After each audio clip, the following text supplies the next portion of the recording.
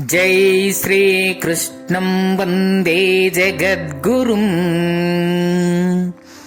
భగవద్గీత మకరందము 14వ అధ్యాయము. దేహ వియోగ సమయమున ఏ గుణము అభివృద్ధి అందుండిన ఏ ఫలితమును జీవుడు పొందగలుగునో 2 శ్లోకముల ద్వారా చెప్పుచున్నారు. మున్ముందు సత్వగుణమును గూర్చి వచించుచున్నారు. భగవద్గీత మకరందము 14వ అధ్యాయము గుణత్రయ విభాగయోగము 14వ శ్లోకము. యదా సత్వే ప్రవృద్ధేతు ప్రళయం యాతి దేహభృత్ తదోత్తమ విదాం లోకానమలాన్ ప్రతిపద్యతే. ఎప్పుడైతే జీవుడు సత్వగుణ అభివృద్ధిని పొందుచుండగా మరణించునో అప్పుడతడు ఉత్తమ జ్ఞానము గల వారి యొక్క పరిశుద్ధములైన లోకములనే పొందును.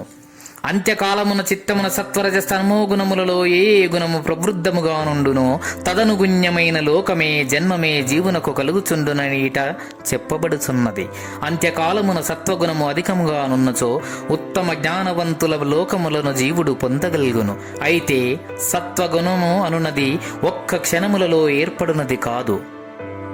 చిత్తమునందరి తమోగుణ రజోగుణ సంస్కారములు వృత్తులు తొలగి సత్వగుణ సంస్కారం ఏర్పడుటకు ఎంతయో సాధన ప్రయత్నము అవసరము.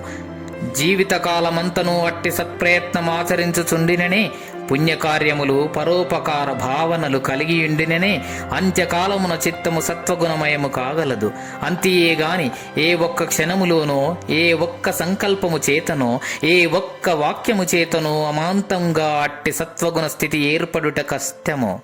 మరియు బహు ప్రయత్న లభ్యమగు అట్టి అంత్యకాల గుణముపైననే భావి జన్మ భావి లోకము ఆధారపడియుండును.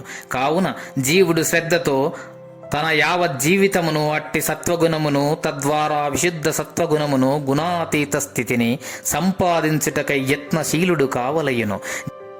జీవితమంతయు పాపకార్యములను చేసుకుని చిత్తము అంత్యకాలమున తమోగుణ ప్రాబల్యము కలిగియుండును గావున తత్ఫలితముగా మనుజుడు నీచలోకములనే పొందును. ఏ విషయమును రాబోవు శ్లోకములందు భగవానుడు తెలుపగలడు. దేహాభృత్ దేహమును ధరించువాడు అని పదముచే వాస్తవముగా జీవుడు దేహము కంటే వేరని తెలియచున్నది.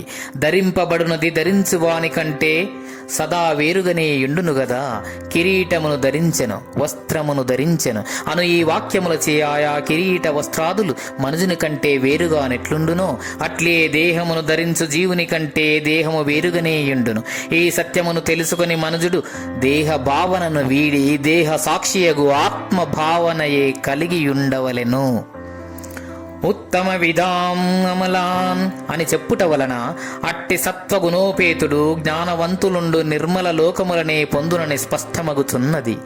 అట్టి వినిర్మల వాతావరణము అతని పురోభివృద్ధికి శాశ్వత బంధ విముక్తికి అచ్చోట సహాయభూతముగా నుండగలదు.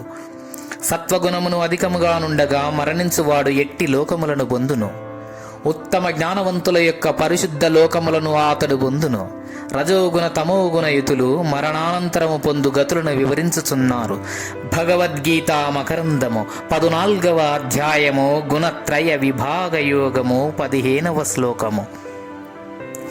రజసి ప్రళయం గత్వా కర్మ సంగిషు జాయతే తదా ప్రలీనస్తమసి మూఢయోనేషు జాయతే.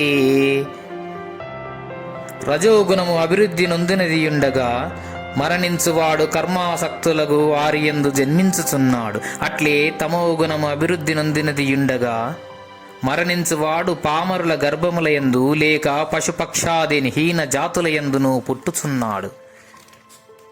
రజోగుణాధిక్యత కలిగి మరణించువాడు తన యొక్క సంస్కారమునకు అనుగుణ్యముగానే తిరిగి కర్మాసక్తులయందు జన్మించుచున్నాడు.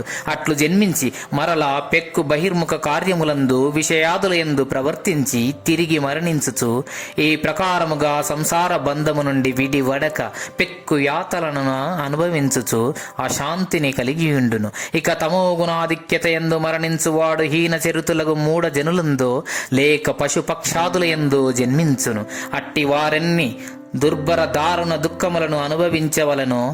కావున అట్టి భయంకర పరిణామములు భీషణ దుఃఖజనక పరిస్థితులు తనకు కలగకుండా జీవుడు అతి జాగరూకుడై జీవిత కాలమున మరణము దవ్వుననున్నప్పుడే ప్రయత్నపూర్వకంగా రజోగుణ తమోగుణ రూప ఘోర పిశాచములను తన హృదయము నుండి గేహము నుండి తరిమి వేసి భగవద్భక్తి, వైరాగ్యము, ఆత్మజ్ఞానం ఇత్యాది సద్గుణ రాశిని అలవర్చుకుని ముక్తుడై జన్మ సార్థకతను పొందవలయును.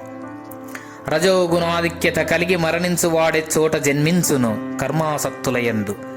తమో గుణాధిక్యత కలిగి మరణించువాడే చోట జన్మించును పామరుల మూఢజనుల గర్భములయందు లేక పశుపక్షాది నీచ జాతులయందు. భగవద్గీతా మకరందము. జై శ్రీకృష్ణం వందే జగద్గురుం.